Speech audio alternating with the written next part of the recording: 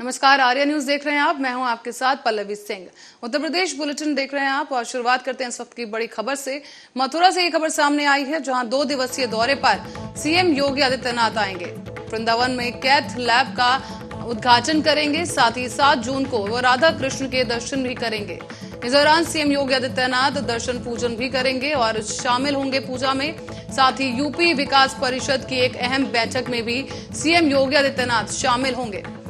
बड़ी खबर इस वक्त की मथुरा से आपको बता रहे हैं, जहां राधा कृष्ण के दर्शन पूजन के लिए सीएम योगी आदित्यनाथ शामिल होंगे और इसी के साथ एक अहम बैठक भी की जाएगी, जहां यूपी विकास परिषद की यह अहम बैठक होने जा रही है, जिसमें सीएम योगी आदित्यनाथ शिरकत करेंगे। मथुरा से इस वक्त की बड़ी खबर।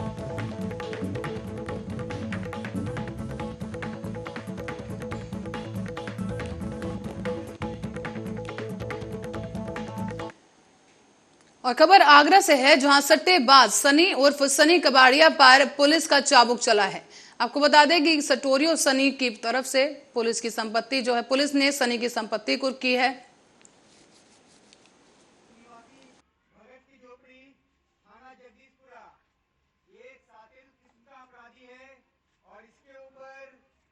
पुलिस ने सनी कबड़िया की 3.2 करोड़ रुपए की संपत्ति को कुर्क कर लिया है और साथ ही सटोरिया के खिलाफ गैंगस्टर की कार्रवाई की गई। पुलिस ने धारा 44/1 के तहत अवैध रूप से अर्जित की गई संपत्ति को कुर्क किया और ये पूरा मामला थाना जगदीशपुरा क्षेत्र का बताया जा रहा है, जहां पर ये बड़ी कार्रवाई की गई। नामी ग्रामी सट्टेबाज था, जिसकी प्रॉपर्टी आज कुर्क की गई है गैंगस्टर एक्ट के अंतर्गत। इसके ऊपर 2011 से लगभग 16 मुकदमे पंजीकृत हैं और इसमें गैंगस्टर का मुकदमा है। उसी के अंतर्गत इसको गिरफ्तार किया गया है और इसकी प्रॉपर्टी कुर्क की गई है। इसकी प्रॉपर्टी कुर्क की गई है, उसमें 3 मकान, 1 दुकान और 3 बैंक खाते सीज किए गए हैं। जो कुल संपत्ति इसमें आकी गई है वो लगभग 3 करोड़ 10 से 20 लाख के आसपास है और अपराध से अर्जित संपत्ति को कुर्क किया गया है। तो क्या लगता है, मतलब इस तरीके के शहर में और भी बड़े शहरों इस तरीके की कार्रवाई चालू? जी, सभी पे कार्रवाई, जो भी अपराध से प्रॉपर्टी को अर्जन करेगा उसके विरुद्ध ऐसी कार्रवाई की जाएगी। इकोनॉमी से और खबर अब मिर्जापुर से है, जहां सड़क के चौड़ीकरण के दौरान एसडीएम ने सरकारी जमीन पर बने मकानों को खाली कराने के बाद उन्हें गिराने का काम शुरू करवा दिया है। आपको बता दें कि कई पीढ़ी से रह रहे लोगों ने मुआवजा या जमीन की मांग रखी थी और उन मकान में रह रहे लोगों को काशीराम आवास योजना में मकान दिया जा रहा है। दरअसल बताते चले आपको कि सड़क किनारे अस्पताल रोड पर पीडब्ल्यूडी की जमीन पर करीब 45 मकान निर्मित है और इसे ध्वस्त कर अब 7 दिनों में समतलीकरण करने का आदेश मिला है। इसी दौरान भारी संख्या में पुलिस बल तैनात किया गया और स्थानीय नागरिकों का कहना है कि करीब 65 कराई गई जमीन की रजिस्ट्री कराई गई और उस वक्त पीडब्ल्यूडी ने आपत्ति नहीं की। कई पीढ़ी से हम यहाँ रहते आ रहे हैं और अब इस जमीन को सरकारी बताया जा रहा है। क्या है ये देखिए, गाटा संख्या 1041 हमारा है, जो पीडब्ल्यूडी के नाम दर्ज है। अनाधिकृत रूप से यहाँ लोगों ने मकान बना रखे थे और चूंकि बिंद कॉरिडोर का रास्ता बनना है, यहाँ पर पार्किंग की बहुत बड़ी समस्या है, तो पीडब्ल्यूडी की जमीन खाली कराई जा रही है। इसमें लगभग 40-50 मकान आ रहे होंगे। जो ये नक्शा कितने वर्षों पुराना है? ये नक्शा तो 1900 के पहले का है। 1900 के पहले का हमारा बंदोबस्ती नक्शा है। ऐसे 22 बिस्वा, मतलब 2 बीघा 2 बिस्वा रकबा हो गया। 2 बीघा 2 बिस्वा, वो साल 1 बीघा 1 बिस्वा रकबा होता है इसका। पीडब्ल्यूडी के नाम दर्ज है। अनाधिकृत रूप से लोगों ने बना रखा है। लगभग कितने मकान होंगे सर? इसमें 40-50 मकान आते हैं सर। इसमें जिसके पास कोई मकान रहने की जगह नहीं होगा, उनके लिए क्या? हाँ, उनको काशीराम आवास हमारे हैं, उससे तमाम आपात लोग भी रह रहे हैं। तो 8 अभी हमने जांच कराई थी, 8 मिल गए हैं। तो यहाँ से जो बेघर होंगे उनको वहाँ पर दिया जा रहा है और 2 महिलाओं को तत्काल हमने अभी सामान। सर, ये अतिक्रमण हट रहा है। 1041 बोल रहे हैं कि ये सड़क की जमीन है और जिसमें कि हम लोगों ने रजिस्ट्री भी कराया हुआ है 60-65 साल पहले।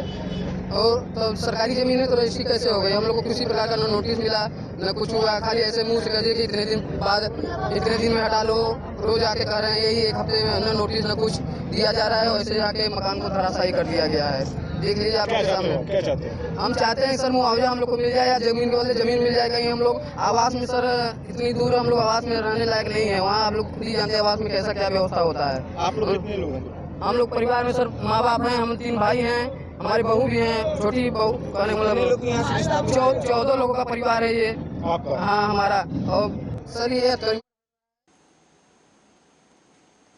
खबर उदयपुरा गांव से है, जहां ग्रामीणों का आरोप है कि क्षेत्र में एक दूध की डेयरी बनी है जिस पर लोग दूध बेचकर किसी भी तरीके से अपना जीवन यापन करते हैं। लेकिन क्षेत्रीय लोगों की आपसी राजनीति की वजह से आए दिन दूध डेयरी पर फर्जी आरोप लगाए जाते रहे हैं। इसी को लेकर अब ग्रामीणों ने नाराजगी व्यक्त करते हुए उदयपुर कोतवाली पहुंचकर इस मामले की तहरीर देकर न्याय की गुहार लगाई है। व्यापारियों का यह कहना है कि क्षेत्र में पहली बार किसी ने लोगों को जीवन यापन का साधन खोलने दिया, लेकिन इसको लेकर हम लोग काफी खुश हैं और अगर ये डेयरी बंद हो जाती है तो हम लोग अपना दूध कहां बेचेंगे। इसी खबर को अब एसओ उदयपुर ने भी निराधार बता दिया है। कोई बात नहीं है, बहुत ज्यादा दिक्कत नहीं है ना, किसी को भी दिक्कत होनी चाहिए। यहाँ पर खेत के बाहर लगा है, उसमें कोई किसी को दिक्कत होनी नहीं चाहिए। इसमें 2 पैसा जो है हर आदमी को मिल रहा है, 4 आदमी इसमें लगे हैं, तो इसमें किसी को दिक्कत नहीं होगी, ना ही गाँव की कोई नुकसान है जी। इसके बंद होने से हमारा 15-20 लीटर दूध साहब कहाँ जाएगा? 4 गाय हैं, 4 भैंस हैं, उनके चारा भूसा इंतजाम कहाँ से होगा? दूसरी जगह ले जाते हैं, उतना रेट देते नहीं है जो रेट ये दे देते हैं। इससे हमारा ही नुकसान हो जाएगा अगर बंद हो जाएगी तो। सोशल मीडिया पे एक बात चल रही है कि दूध डेयरी के खुलने से बीमारियां उत्पन्न हो रही, लोग बीमार हो रहे हैं, क्या सही है यह बात? नहीं सर, ये बिल्कुल सरासर गलत है। खेत में पानी लगा हुआ तब उपजाऊ हो जाता है, जिस खेत में डाला जाता है। पंपिंग सेट लगा हुआ है, यहाँ 2-2 बीघे में पानी फैल जाता है, उसे जमीन उपजाऊ होती, कोई दिक्कत नहीं है पैदल चलने से। क्या नाम है आपका? जी विकास में। कहाँ घर है? व्यापारी से रोजगार लगा हुआ है, यहाँ कम से कम 15-16 वर्कर काम करते हैं, उनकी रोजी रोटी चली जाएगी। मगर कुछ लोग राजनीतिक स्वभाव के कारण, कुछ आपस ईर्षा जलन के कारण ये फैक्ट्री पे फर्जी आरोप लगाए फैक्ट्री बंद हो जाए, इनके 1000-2000 लीटर का नुकसान हो। और जो 1000-2000 किसान बेचारे दूध लेकर आते हैं अपने 10-10 लीटर 15-15 लीटर, उनके गाय गोरुओं को, बछड़े को, गायों को, स्वयं परिवार का पालन पोषण इसी फैक्ट्री से हो रहा है। यहाँ 15-15 वर्कर काम करेंगे, उनका रोजगार छिन जाएगा। उससे इसे फैक्ट्री बंद होने से इनका नुकसान होता है। मगर और आगरा से एक खबर सामने आ रही है, जहां बीजेपी नेत्री शबाना खंडेलवाल ने योगी आदित्यनाथ का जन्मदिन मनाया है। जन्मदिन के उपलक्ष्य में उन्होंने ज्ञानव्यापी पर बयान भी दिया और मुस्लिम समाज से की ज्ञानव्यापी मस्जिद को योगी आदित्यनाथ को भेंट में देने की अपील की है। देखिए, बहुत हर्ष का विषय है और उत्तर प्रदेश में आदरणीय योगी आदित्यनाथ जी की प्रचंड जीत उनको मिली। दूसरी बार वो मुख्यमंत्री बने और मुख्यमंत्री बनने के बाद उनका इस बार जब 50वां जन्मदिन था तो लोगों में, युवा पीढ़ी में खासा उत्साह है और वो सिर्फ मुस्लिम समाज में या हिंदू समाज में नहीं, समस्त उत्तर प्रदेश के लोग जश्न में मतलब माहौल में खुश हैं और विलीन हैं। तो उसी, क्योंकि आदरणीय योगी आदित्यनाथ जी बहुत ज्यादा उत्साह जश्न मनाने में यकीन नहीं रखते, मगर फिर भी हम क्योंकि कार्यकर्ता हैं और सारे लोग उनको चाहते हैं, तो हमने एक क्योंकि बुलडोजर बाबा के नाम से हमारे आदरणीय योगी आदित्यनाथ जी चर्चित है। और इस बीच रुकेंगे एक बड़ी खबर के लिए। कन्नौज से खबर सामने आ रही है, जहां कन्नौज में आलू किसानों से जमकर लूट हो रही है। आपको बता दें कि कोल्ड स्टोरेज मालिक ये लूट कर रहे हैं और मनमानी की जा रही है। आलू भंडारण के लिए मनमाना किराया वसूला जा रहा है और साथ ही आलू किसानों से 145 रुपए प्रति बोरी वसूले जा रहे हैं, जबकि 115 रुपए प्रति बोरी है भंडारण की तय कीमत। लेकिन इसके बावजूद 115 रुपए जो कि तय कीमत है उससे अधिक किराया वसूला जा रहा है। आपको बता दें प्रति बोरी 145 रुपए किसानों से वसूले जा रहे हैं और ये तमाम जो मनमानी है उससे किसानों में काफी आक्रोश है। आलू किसानों से 145 रुपए वसूले जा रहे हैं। बड़ी खबर इस वक्त कन्नौज से आपको बता रहे हैं, जहां पर आलू किसानों को खासा परेशानियों का सामना करना पड़ रहा है। और ये मामला सामने आया है कन्नौज से, जहां पर अवैध उगाही की जा रही है किसानों से और भंडारण को लेकर ये पूरा मामला सामने आया है। दरअसल कन्नौज में आलू किसानों से जमकर लूट की जा रही है और साथ ही अब तक उनकी इस समस्या का निस्तारण नहीं हो सका। कोल्ड स्टोरेज जो मालिक हैं वो ये मनमानी कर रहे हैं और तय कीमत से अधिक किराया किसानों से वसूला जा रहा है। आलू भंडारण के लिए मनमाना किराया किसानों से वसूला गया।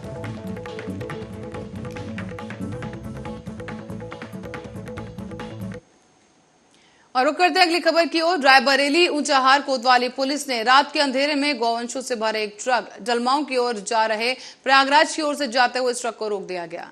दरअसल सूचना पर कोतवाली पुलिस ने सवैया तिराहे के पास से घेराबंदी कर इस ट्रक को अपने कब्जे में लेते हुए गौवंशों को तस्करों से मुक्त कराया है और इसके साथ ही गौवंशों को गौशाला भेज दिया गया। तो वहीं गौवंश तस्करों समेत चालक को पुलिस ने हिरासत में लिया है और रिपोर्ट दर्ज की गई।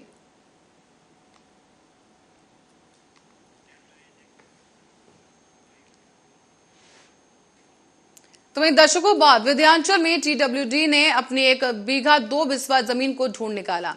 दरअसल विंध्या कॉरिडोर के लिए सड़क के चौड़ीकरण के दौरान सरकारी जमीन पर बने मकानों के ध्वस्तीकरण के दौरान विंध्याचल ने एक बार फिर से बुलडोजर गरजा है। एसडीएम सदर ने जमीन पर बने मकानों को खाली कराने के बाद उन्हें गिराने का काम शुरू किया और कई पीढ़ी से रह रहे लोगों ने मुआवजा या जमीन की मांग रखी।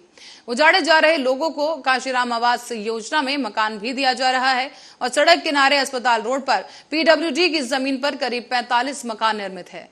इसे ध्वस्त कर अब 7 दिनों में ही समतलीकरण करने का आदेश मिला है, जबकि विंध्या कॉरिडोर के तहत सड़कों के चौड़ीकरण अभियान को पूरा करने के लिए सरकारी जमीन को खाली कराया जा रहा है। पत्रकारों की तरफ से वरिष्ठ पत्रकारों का एक प्रतिनिधिमंडल जिसमें अनिल सारस्वत, नितिन गौतम, सुशील गोस्वामी, मेरे साथ मोहन श्याम शर्मा और गिरीश ठाकुर आदि 1 दर्जन पत्रकार थे और इन्होंने कप्तान साहब ने बड़ी विस्तार पूर्वक पूरी घटना को सुना और पीड़ित सुरेश उपमन्यु के भाई इस वार्तालाप में साथ थे। प्रार्थना पत्र दिया गया है। कप्तान साहब ने इस घटना को सीरियस लिया है। उन्होंने तत्काल प्रभाव से इस जांच को बरसाना स्थानांतरित कर दिया है और एसपी आरए को समूचे प्रकरण की गहराई से जांच करने के आदेश दिए हैं, जिसमें दूसरे पक्ष का कहना है कि सीसीटीवी वगैरह उसका गहराई से जांच करेंगे और सभी तथ्यों को सीडीआर वगैरह, मोबाइल की लोकेशन, सब कुछ उसमें जांच में शामिल होगा। और खबर आगरा से है, जहां गरीबों के 480 आशियानों पर एडीए का बुलडोजर चलाने के आदेश के बाद परिवारों में हड़कंप मच गया है। गरीबों के आशियाने पर बुलडोजर चलाने की जानकारी पर भाजपा सांसद राजकुमार चाहर गुस्सा हो गए और सैकड़ों लोगों के साथ सांसद आगरा पहुंचे। वहां विकास प्राधिकरण सांसद ने गरीबों के आशियाने न टूटने देने का आश्वासन दिया। इन्होंने इस विषय पर एडीएवीसी और कमिश्नर के साथ बातचीत भी की, जिसमें उन्होंने आश्वासन देते हुए कहा कि किसी गरीब का आशियाना नहीं टूटेगा। इसके बाद आश्वासन मिलने के बाद लोगों ने राहत की सांस ली है। मेरे पास अभी दहतोरा गांव के लोग आए थे और उन्होंने ये बताया कि साहब हमारे यहाँ कुछ ऐसी धमकी दी गई है कि आपके सारे मकान तोड़े जाएंगे। तो मैंने कहा था कि ऐसे कोई किसी का मकान नहीं तोड़ सकता और टूटने भी नहीं देंगे। देश के यशस्वी प्रधानमंत्री आदरणीय श्री नरेंद्र मोदी जी लोगों को आवास देने का काम कर रहे हैं, गरीबों का जिनकी छतें सिर पर नहीं है। और उत्तर प्रदेश के मुख्यमंत्री भी लगातार, आदरणीय योगी जी भी लगातार गरीबों के घर बनाने के लिए काम कर रहे हैं। हमारी सरकार में घर दिए जाते हैं, घर तोड़े नहीं जाते। उनको लगा ऐसा कि उनके घर तोड़े जा सकते हैं, तो उन्होंने हमारे पास अपनी बात रखी है। आज कमिश्नर आगरा के साथ पूरे विषय को लेकर हमने बैठक की है इसमें, और कमिश्नर आगरा के साथ बैठ के, जिसमें आगरा विकास प्राधिकरण के बीसी पैसिया जी भी मौजूद थे, उसमें यह तय हुआ है कि मकान से किसी के 1 इंच भी किसी के मकान को कोई नहीं छेड़ सकता, न कोई जाके वहां धमकी दे सकता, न कोई जाएगा। ये तय हुआ है और स्पष्ट है कि अब किसी का कोई मकान टूटेगा नहीं। अगर कहीं कोई खामी मकानों में है तो शासन के द्वारा इनको रेगुलर करने का, जिससे हमेशा के लिए किसी प्रकार की कोई तलवार उनकी गर्दन पर न अटके, इसके लिए मैं क्षेत्रीय सांसद होने के नाते और अपनी जनता का परिवारीजन होने के नाते उसको भी आगे कराने का काम हम करें।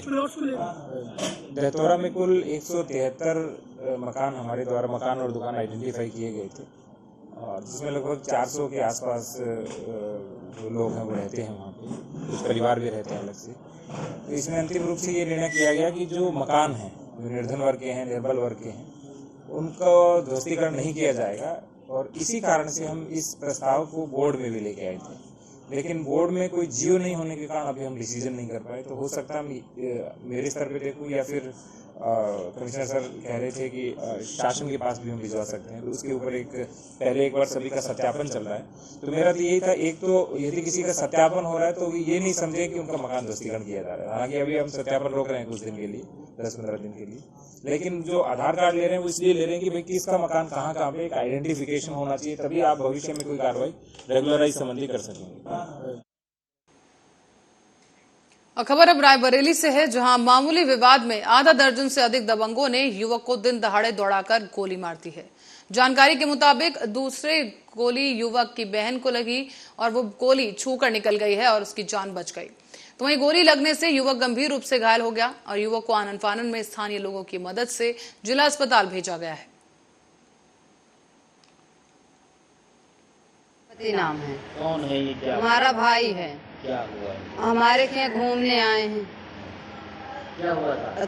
थोड़ी विवाद भाई, हमारा भाई खा के सो रहा था, देखे यहाँ लड़ाई झगड़ा हो रहा था, उठ के कहे लड़ाई झगड़ा न कर, पहुँचते हमारे गांव के राजमढ़ी मार दी गोली पहुँचते। कहाँ पे लगी गोली? एक गोली पेट में लग गए। कितनी गोलियां चली थी? दो जने ले रहे हैं। और इसी बीच रुक करेंगे वाराणसी का, जहां से एक बड़ी खबर सामने आ रही है। इस वक्त की बड़ी खबर वाराणसी से आपको बता दें, जहां संकट मोचन मंदिर ब्लास्ट मामले में एक बड़ा फैसला सामने आया है। इस दौरान आपको बता दें कि आतंकी वलीउल्लाह को फांसी की सजा दी गई। 16 साल बाद ये फैसला आया है वाराणसी से, जिसके बाद तमाम लोगों ने राहत की सांस ली है। आपको बता दें, दरअसल वाराणसी से मामला सामने आया और आतंकी वलीउल्लाह को फांसी की सजा दे दी गई है। बता दें आपको कि 16 साल बाद इस फैसले को लिया गया और 16 साल बाद ये फैसला आया गया है और वाराणसी में मंदिर ब्लास्ट को लेकर ये फैसला सुनाया गया है।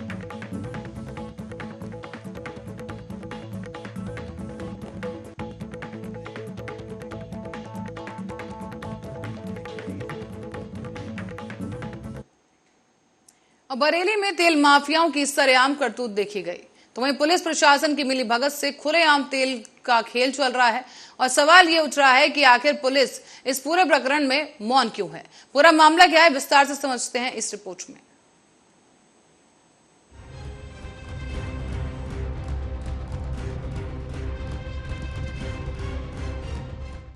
बरेली में तेल माफिया बेखौफ दिख रहे हैं। थाना कैंट क्षेत्र में खुलेआम टैंकरों से तेल चोरी किया जा रहा है। इंडियन ऑयल कॉरपोरेशन का वीडियो वायरल होने के बाद अब स्थानीय पुलिस भी सवालों के घेरे में आ गई है। दरअसल बरेली के तहसील आंवला में रेलवे से डीजल पेट्रोल तेल की रैंक लगती है। पहले तेल माफिया रैकों से तेल चोरी करते थे और अब सीधा टैंकरों से चोरी करने लग गए हैं। आपको बता दें कि आंवला तेल डिपो के नाम से मशहूर है। यहाँ Bharat petroleum limited, Indian oil corporation और हिंदुस्तान पेट्रोलियम कंपनी के डिपो हैं और यहाँ से यूपी और उत्तराखंड के पहाड़ों के पेट्रोल पंपों तक तेल पहुँचाया जाता है, जो कि डिपो पूरी तरह से जांच कर और सील लगाकर देता है। लेकिन तेल माफिया रास्ते में तेल का अड्डा खोलकर बैठे हैं। इतना ही नहीं बल्कि इन दबंगों के पास हर वो समाधान है जिससे वो आराम से लूट कर सकते हैं। ये शातिर लुटेरे मास्टर चाबी से या फिर पन्नी लगाकर टैंकरों में से ड्राइवर की सहमति से ड्रमों में से तेल की चोरी करते हैं। गौरतलब है कि थाना कैंट के बुखारा मोड़, IBMI कॉलेज फरीदपुर रोड पर, श्री राम बजरंग ढाबे और आंवला रोड पर ऐसे कई अड्डे सुचारू रूप से चालू हैं, जो कि पुलिस को पैसे देकर चलाए जा रहे हैं और यहाँ तेल माफिया बहुत ही सक्रिय और शातिर हैं। आर्या न्यूज की टीम ने जब पड़ताल की तो जो तथ्य सामने आए वो चौंका देने वाले थे। पता चला कि कई बार इस तेल चोरी की वीडियो बनाकर SP ग्रामीण को दिखाई जा चुकी है, लेकिन अभी तक कोई संज्ञान नहीं लिया गया है। वहीं माफियाओं का कहना है कि पुलिस तो हमारी जेब में रहती है और गांधी जी के आगे सब झुकते हैं, यानी वो इशारा कर रहे थे नोट पे छपे गांधी की ओर। पैसों के बल पर ये लुटेरे खुलेआम धड़ल्ले से पेट्रोल लूटकर काला बाजारी कर रहे हैं।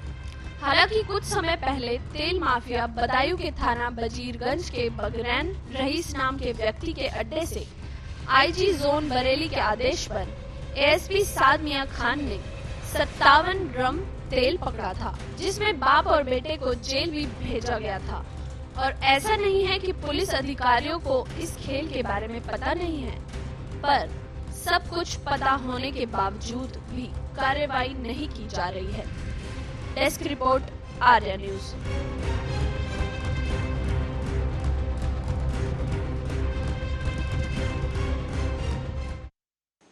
और इसी खबर के साथ ही फिलहाल के लिए बुलेटिन में इतना ही। आप बने रहे हमारे साथ, देखते रहे आर्या न्यूज।